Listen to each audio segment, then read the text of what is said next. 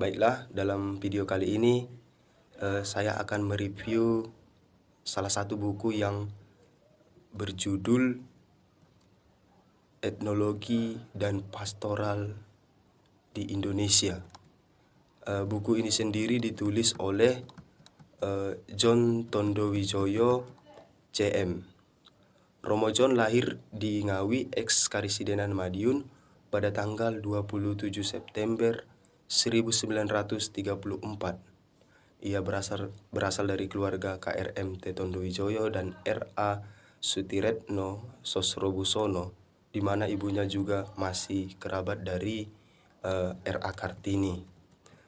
Dalam buku ini sendiri terdapat 6 bab. Di buku ini ada 6 bab, yang dimana bab pertama itu membahas mengenai pengertian etnologi. Dan yang kemudian di bab kedua, sejarah etnologi di Indonesia.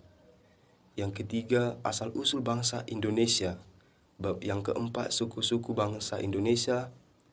Yang kemudian di bab kelima, analisis religius. Dan bab keempat, sikap pastoral. Bab keenam, sikap pastoral. Dari bab pertama, yang pertama kita harus mengetahui etnologi. Etnologi adalah ilmu pengetahuan tentang kebudayaan suku-suku primitif untuk memperoleh keinsyafan tentang sifat-sifat kerohanian suku-suku tersebut beserta perkembangannya. Nah, di bab pertama ini membahas mengenai apa itu etnologi dan bagaimana pengaruh dan dampak etnologi terhadap kebudayaan-kebudayaan yang ada di Indonesia.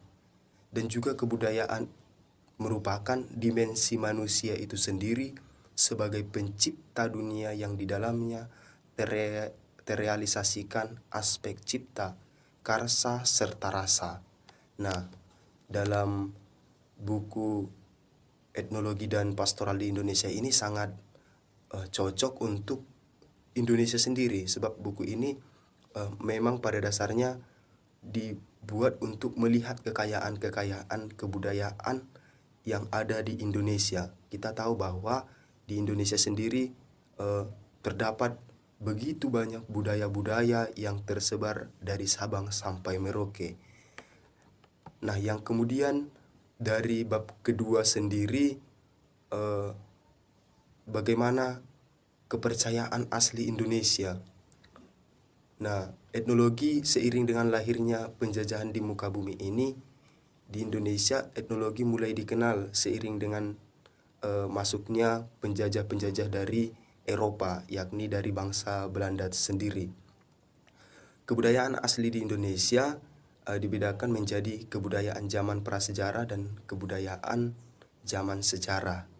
Nah, begitu banyak kebudayaan-kebudayaan yang terdapat di Indonesia, sehingga dia dibagikan menjadi beberapa bagian atau tahapan, yakni pada zaman Batu Tua, zaman Batu Madya, zaman Batu Baru, zaman Batu Besar. Nah, tentu dari zaman-zaman ini terdapat peninggalan-peninggalan yang menjadi bukti dari kekayaan kebudayaan yang ada di Indonesia. Juga kepercayaan asli Indonesia itu merupakan animisme. Apa sih animisme ini? Animisme merupakan kepercayaan bahwa segala sesuatu, baik manusia, benda-benda, atau hal-hal yang lain, bertumbuhan bernyawa. Jadi di sini dikatakan bahwa animisme ini segala sesuatunya terdapat nyawa. Nah, itulah kepercayaan dari animisme. Juga kepercayaan dinamisme, kepercayaan bahwa segala sesuatu baik manusia, benda-benda, binatang maupun tumbuhan mempunyai kekuatan gaib. Nah, ini merupakan kepercayaan-kepercayaan di Indonesia pada zaman-zaman dahulu. Yang kemudian dari bab 3 di sini merupakan bangsa Indonesia berdasarkan suatu penelitian etnologi di Indonesia termasuk suku Melayu Polinesia yang kemudian oleh W. Smith SVD disebut Austronesia atau bangsa yang bertempat tinggal di pulau bagian selatan, yakni di wilayah Hindia belakang yang terdiri dari Indonesia, Melanesia, Mikronesia, dan Polinesia. Yang kemudian dari buku ini juga dari bab 4 ada analisis yang bertujuan melihat secara keseluruhan bentuk kehidupan pada suku-suku bangsa di Indonesia. Apakah ada benih-benih religi atau sejauh manakah karya persiapan ilahi ada di dalam mereka, artinya di dalam budaya itu sendiri, dalam dialog atau pertemuan dengan amanat Kristus yang merupakan kepenuhan segala kerinduan rohani menjadi mendekatkan manusia kepada pencipta. Dan juga dari pengertian religius sendiri merupakan penyerahan diri kepada sesuatu yang lebih tinggi, artinya relasi antara manusia dengan sang pencipta sangat berkaitan erat. Nah, itulah bagaimana kita budaya-budaya dahulu menuangkan antara kepercayaan yang dianut mereka dengan menuangkan unsur-unsur religiusnya dalam budaya juga. Dan juga dialog. Dialog merupakan percakapan antara satu orang terhadap orang yang lain. Dari dialog sendiri diadakan pertukaran nilai yang dimiliki oleh masing-masing pihak. Nah, itulah dialog. Kemudian dialog juga merupakan menukar nilai asli dengan penyampaian yang kita dialogkan kepada orang lain. Nah, begitu juga budaya-budaya yang memiliki dialog dengan Sang Pencipta. Artinya mereka dengan amanat Kristus saling memberikan informasi dan nilai-nilai yang dimiliki, dan serta membantu pihak lain untuk mengambil keputusan yang dapat dipertanggungjawabkan. Artinya ini berhubungan dengan kehidupan religius. Bab 6 sendiri berjudul sikap pastoral. Dalam bab ini ada beberapa bahan yang hendak disampaikan, yakni bagaimana inkulturasi itu di tengah-tengah negara Indonesia. Para petugas sarana. Nah, untuk inkulturasi sendiri merupakan pengintegrasian nilai-nilai asli atau otentik dari budaya asli setempat ke dalam adat atau kebudayaan Kristen. Artinya bagaimana penuangan antara budaya asli secara autentik dituangkan ke dalam budaya Kristen. Artinya ada tidak merupakan salinan, namun seperti pemindahan. Artinya masih asli, tidak ada kepalsuan atau tidak ada hal-hal yang hendak diubah. Nah, kemudian para petugas. Nah, para petugas ini merupakan tanggung jawab dari semua orang, sebab ini menyangkut dengan iman. Untuk membina, mendewasakan, mengembangkan iman, serta menumbuhkan iman, maka petugas yang pertama-tama adalah orang yang sungguh-sungguh beriman atau orang yang sudah beriman. Artinya mereka yang memiliki tanggung jawab terhadap masalah iman harus pertama sungguh-sungguh memiliki iman. Nah, disinilah dalam bab 6 ini ditekankan bagaimana para petugas ini menjadi penanggung jawab terhadap masalah iman.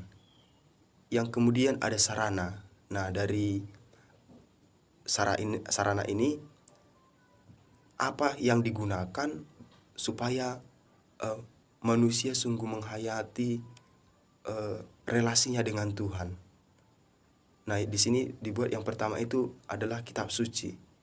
Nah, kitab suci merupakan norma tertinggi bagi iman gereja. Artinya dari kitab suci sendiri menjadi sarana yang sangat efektif untuk mendekatkan manusia kepada Tuhan. Sebab di dalam kitab suci terdapat nilai-nilai yang mengandung kebaikan-kebaikan demi kehidupan serta demi kemajuan hidup. Juga tradisi suci. Nah, dalam pemahaman serta perumusan bagi seluruh kehidupan gereja merupakan sarana yang sangat bermanfaat untuk membantu pengudusan serta pengembangan iman umat Allah. Artinya dalam tradisi sendiri menjadi sarana yang sangat baik dan sangat penting dalam mendekatkan umat terhadap Allah sendiri.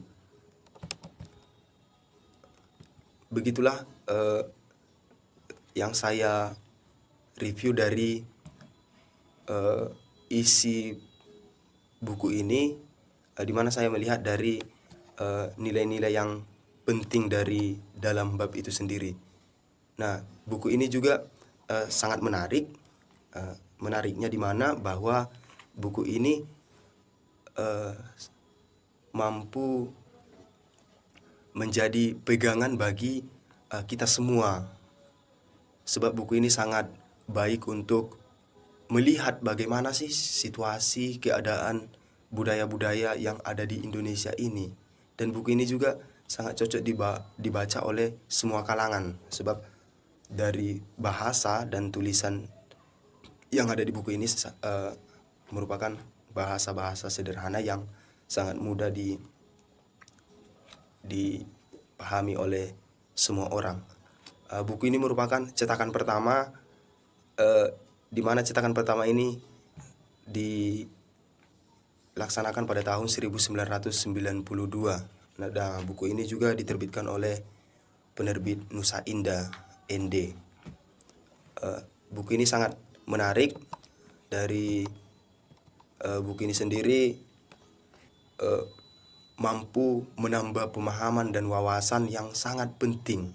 Artinya dari kekayaan-kekayaan yang ada di Indonesia sendiri menjadikan sebuah pemahaman-pemahaman baru yang ketika dalam hal tertentu kita tidak paham, namun dengan buku ini kita mampu mengetahui seberapa jauh kita memandang kebudayaan serta keberagaman yang ada di Indonesia ini. Artinya buku ini sangat luar biasa dalam memahami berbagai kebudayaan adat istiadat yang ada di Indonesia sendiri. Terima kasih atas perhatiannya. Inilah yang bisa saya sampaikan dari buku yang saya review